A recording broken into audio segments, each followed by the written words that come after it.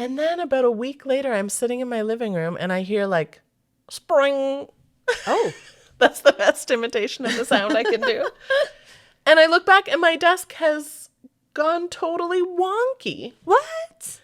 Yeah, it's so much so that it broke the screw, one of the screws that was attaching it to the base, snapped it clean in half.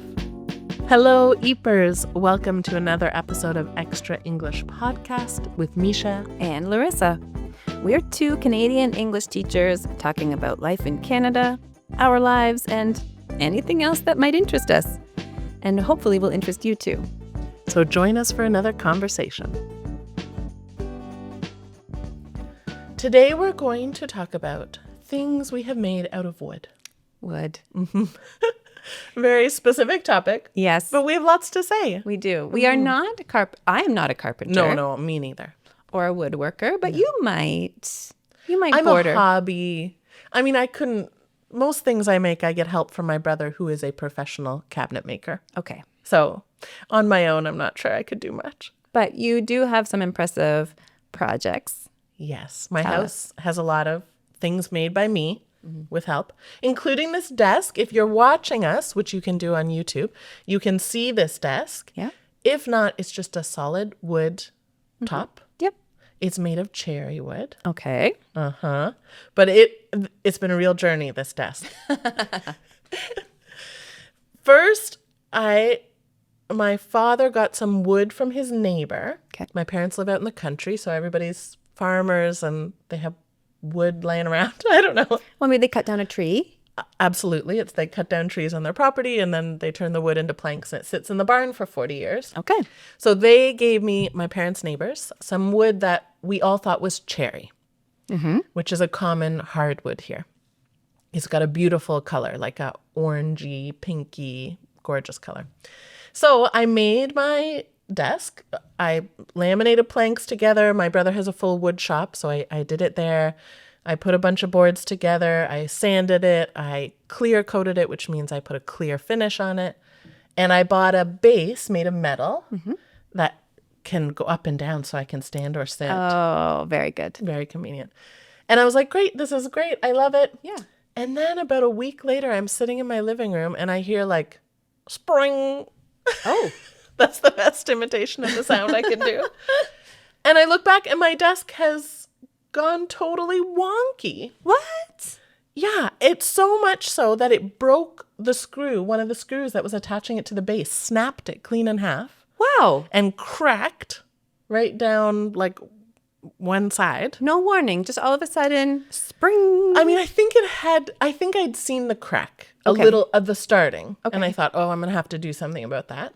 And then, yeah, I think it was like the screw was holding on for dear life. Wow. And then eventually it gave up. Amazing. Okay, Yes. so that is obviously not this tabletop. So I told my dad and brother this, and then we figured out that the wood I had been using was not cherry. Oh. You know, it was in a barn. It was dusty and dirty and had been sitting there for decades. Yeah. So people just confused it. It was actually a wood called beech. Beechwood. Okay. And if you Google beechwood, everything will tell you, do not make a tabletop out of beechwood. That's what everything on Google, it's the first thing every source will say, don't make a tabletop.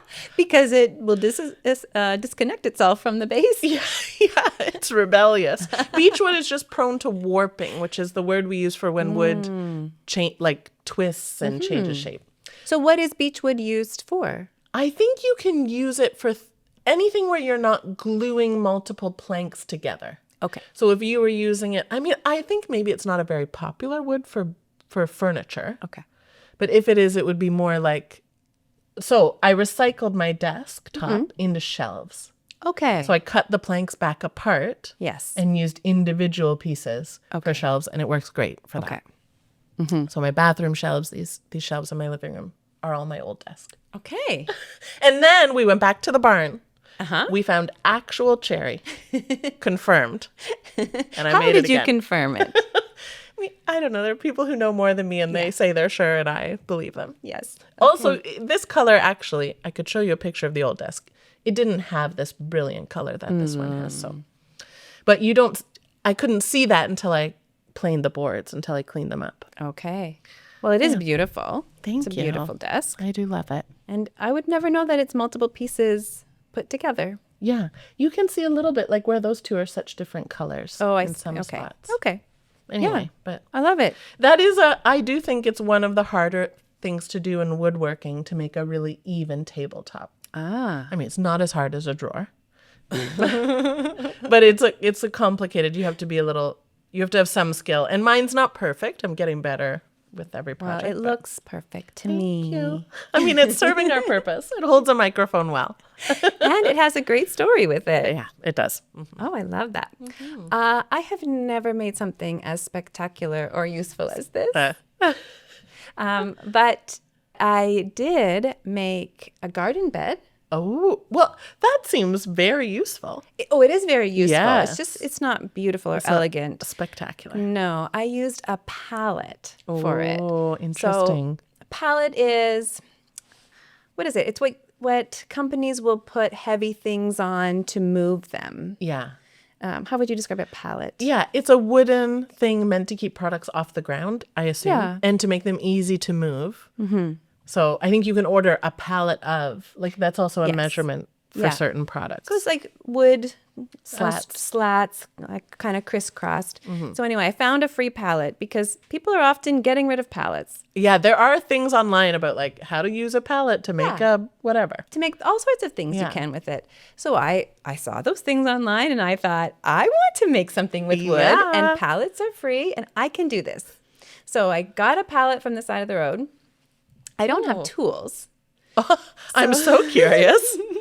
So I had to go to my local library of things. Oh, I should utilize them more, and we should talk about it in another episode in more detail. But tell us a little bit, what is a library of things? It's like a library that has books, except instead of books, it has tools and camping equipment and small appliances, small machines, and there's a subscription fee. Okay. But it's quite minimal. It's quite affordable. You pay once, and then you have access to everything in the library for a full year.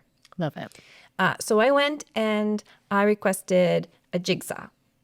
Okay. So I went to pick up my jigsaw, and the very, very helpful man there says, what project are you working on? And I explained to him, and he said, can I suggest you get a skill saw instead? Yes, that And sounds he showed better. me a skill saw, and I said, oh no, that looks very scary.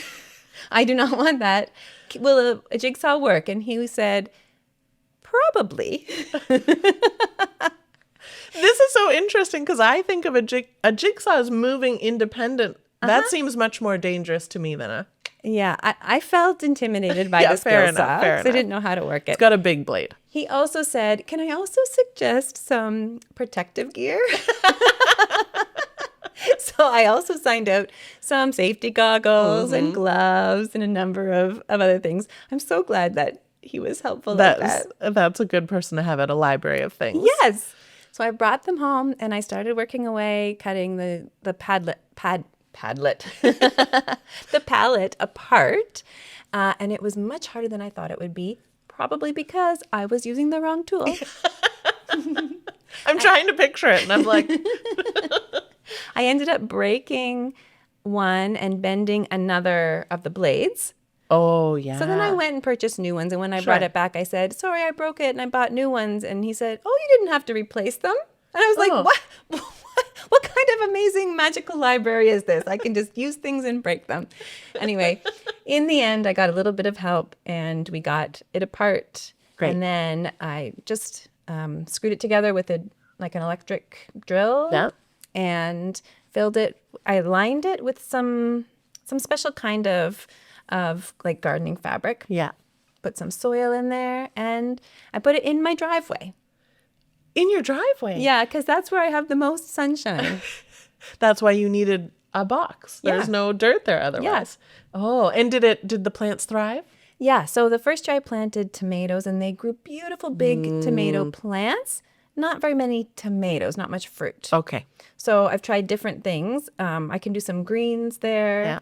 I'm trying rhubarb this year. It's getting thick but not tall. So again, not ideal, but it's working. Yeah. And I think I'm transitioning now to raspberries.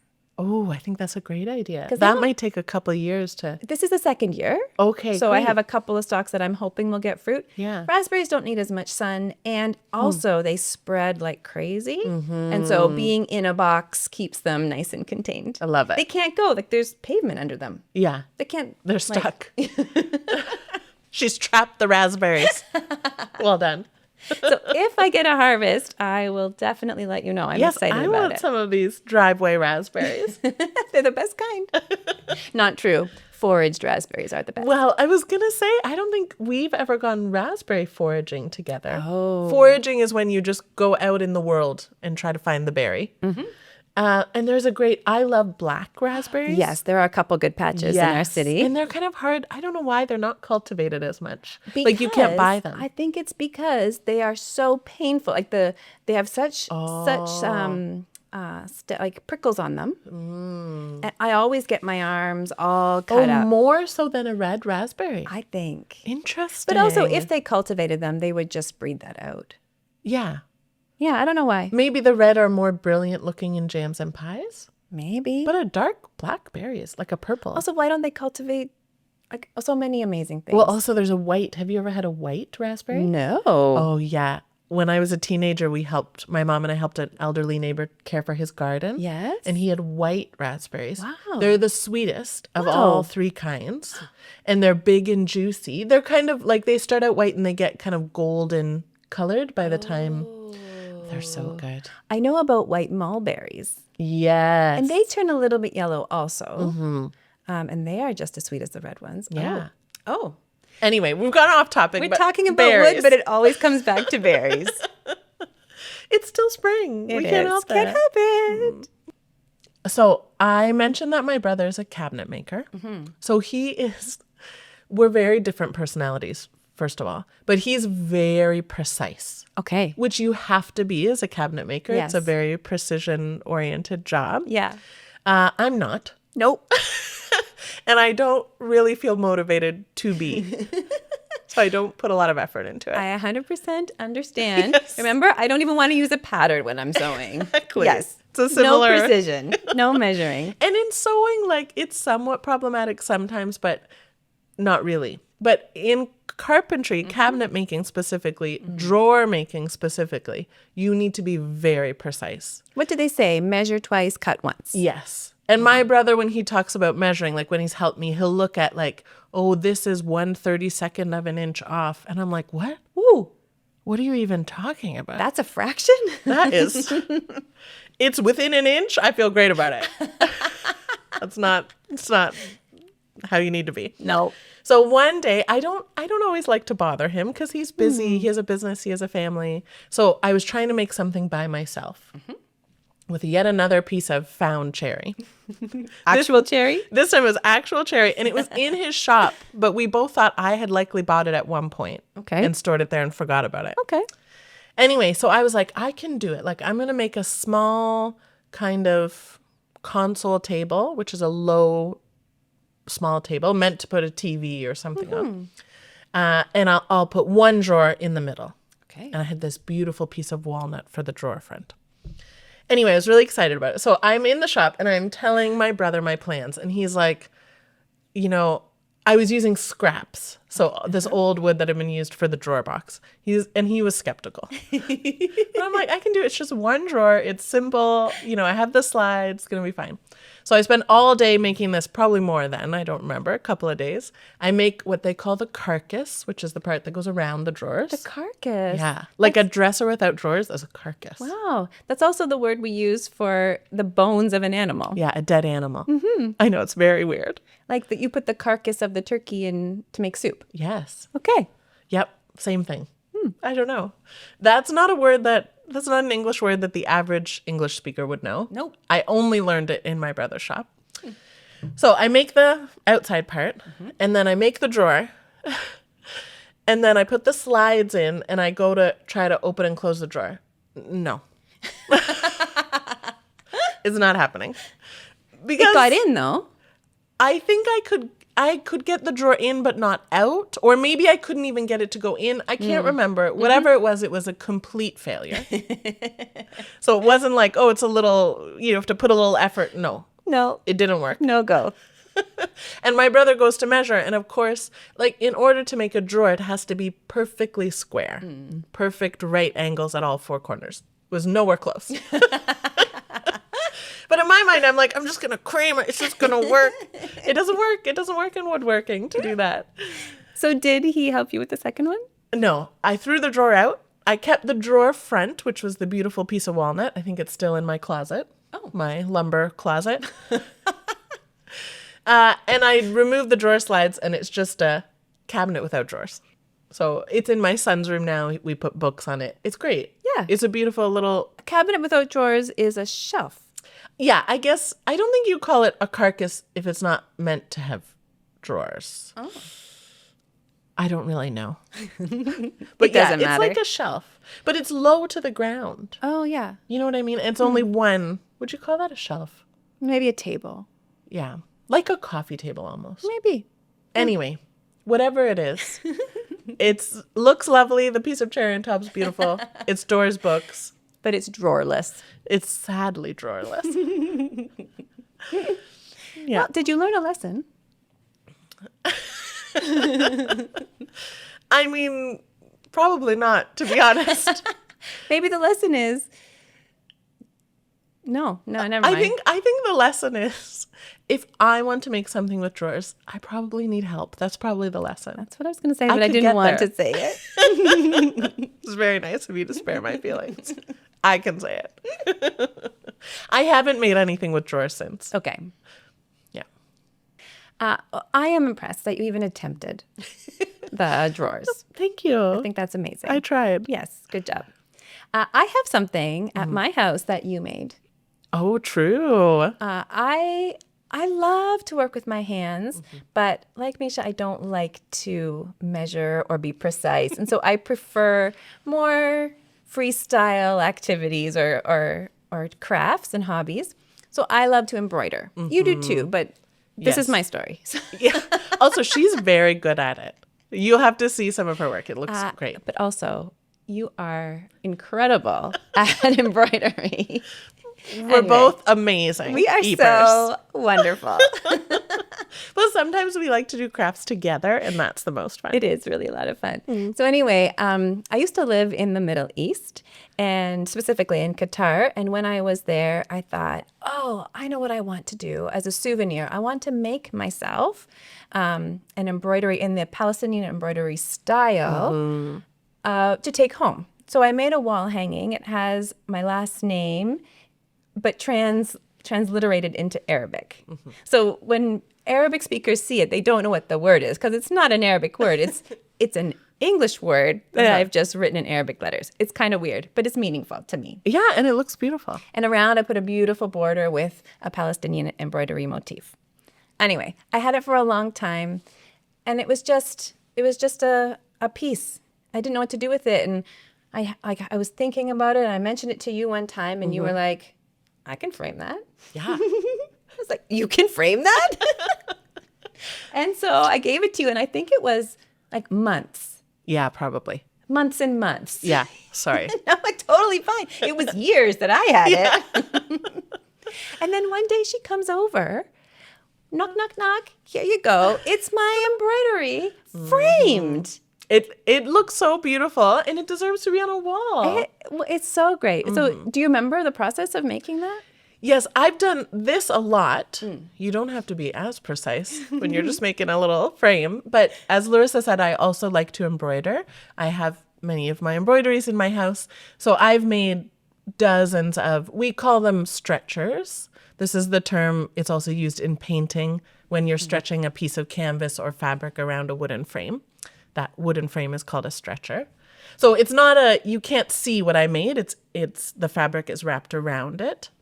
So I don't know. It's not that hard to make. I remember I saved it for a time when I was doing some of my own. Yes. So then I just kind of did a whole batch at once. But you stretched it on a wooden frame, and then you also put a wooden frame around it. Oh, did I make a wooden frame around you it? did. Oh, I'd forgotten that part. Oh, I have to see a picture. Because the stretching part, so I often will just buy a Yes. canvas Right. from the store, like a painting canvas, and then staple my embroideries to it because Yes. I don't have to do the woodworking part. No, you made the frame and then you made an framed outer it. frame and put little pieces in to hold it in place. Yes. It's very unique. Oh, yes. So this is the method, which I think my brother and I figured out. I made him a big painting at one point, and so I make a wooden frame with mitered corners, which are corners where the wood is cut on an angle. That's also a quilting term. Yes, it is. Same thing with fabric, angled corners. I don't know how to do that yet. It's a little bit hard in sewing. I'm gonna learn. And in woodworking. Anyways, and then to hold it in place, because you don't want to damage the fabric. So my method is I make little wooden blocks, thin little pieces of wood to pop in between the stretcher and the frame around all the edges at equal spaces to kind of hold it in place with tension. So it's a nice way to do it. It's not complicated. I don't know if anybody else does it this way. We just made it up. Yeah. But I think it looks nice. It is really, Yeah. it has a unique look. I like that about it. I totally forgotten that I framed it also. Cool. You did. Nice. So double thank you. You're double welcome. Fun. All right. I will tell you, since I've told you about 2 failures. 1 success, so we end on a nice note. Okay. So my biggest thing I will keep all of my life that I love that I've made out of wood is my dresser. Oh. That holds whoa. my clothes. Does it have drawers? It has 9 drawers. But listen, it was a success because my brother, but more so my dad, helped me at every step. Okay. Yes. So yeah, good. And it was a many weeks project. I used maple wood, which is very Canadian. Very. And it's called rustic maple, which means it has some holes in it from where people drilled for maple syrup. Oh. It has imperfections that are probably I paid extra for those imperfections. Wow. It's a really beautiful wood. And then the drawer fronts, which is the part of the drawer you can see, is made out of a spalted maple. Spalted wood is when a mold gets in the wood. Oh. And the mold is killed during the drying process. So Okay. there's not currently mold, but it makes these beautiful black streaks in the wood. It's also something you might pay extra for. Yeah. So it's damaged, but in a way that makes the wood more beautiful. Okay, can we just stop and acknowledge how beautiful that is? Yeah. That there has been some, well, you said damage, but also the imperfection, the trouble, the problem that this tree had have become something beautiful and makes it more valuable. A feature. Ooh, I love that. I know, I love that too. Also, on that note, I like to leave a little bit of the tool marks on my... So, for example, on this dresser, you can find some of the sawmill marks, which is the saw that originally would have cut the plank, which my brother doesn't like, because to him, that's I just haven't done a good enough job. Yeah. Yes. But I like to see the process the wood has gone through. Well, and that's also, that adds to the rustic charm. Totally. Rustic, when I think of rustic, I think of a farmhouse or something kind of, imperfect. Imperfect, exactly. Anyway, so this dresser, first of all, it's so heavy because it is all solid wood. So the drawer boxes are put together with a dovetail joint where the wood is cut so you can slide it together, which I only mention because I put the drawer boxes together one day when my brother wasn't there. And then he came and he's like, the dovetail joints weren't perfectly flush. Oh. So one side stuck out a little bit on all of them. And he was so unimpressed. And he made me take them all apart and redo it. But this is why I have a dresser that works in the end. Correct me if I'm wrong, but I feel like this kind of method of attaching wood without screws or nails, I feel like that feels very Mennonite to me. I don't know if it is. I think it's definitely a long-standing technique that's been around for a long time. Mennonites are sort of known for their woodwork. You can, in certain parts of the States, I don't know, around here probably too, buy Mennonite wood furniture. Yeah. Yeah, so I don't know. Okay. Yeah. I think it's a common thing in general. Okay. Is it also common in the Mennonite tradition? For people who are good at the craft. Yes, it's a skilled thing to do. That's right. Yeah, so I will tell you one part that made me so proud is, so I made the drawer boxes, and then you make the face, which is an extra piece that goes on the front. That was my spalted maple. And I put all the faces on one day while my brother wasn't there. Okay. And when he came back, he said, wow, you did this. It looks great. He was so complimentary, and I was thrilled. That's a big compliment. It was a big compliment, especially after I'd messed many things up along the way. So I felt really good about the fact that he was impressed. Yeah. Look at you redeeming yourself. That's right. Give me enough chances, and I will get it right. So it's finished now. I use it every day. I love it so much. It's also something I think will always remind me of that time spent with my dad building it. So it's a great keepsake. Yeah. We'll post a picture of it. We'll post a picture of all of our wood projects. Absolutely. I think everyone should see my incredible handiwork in my driveway. Done with a jigsaw, keep in mind. Makes it more impressive. It's functional. Absolutely. And I am proud of it. It was a success. You should be. You were doing that with no knowledge on your own. Good job. I also should have gotten more knowledge before I started. You have to start somewhere. So we'll put those pictures up on our Instagram. Go check it out. Yeah.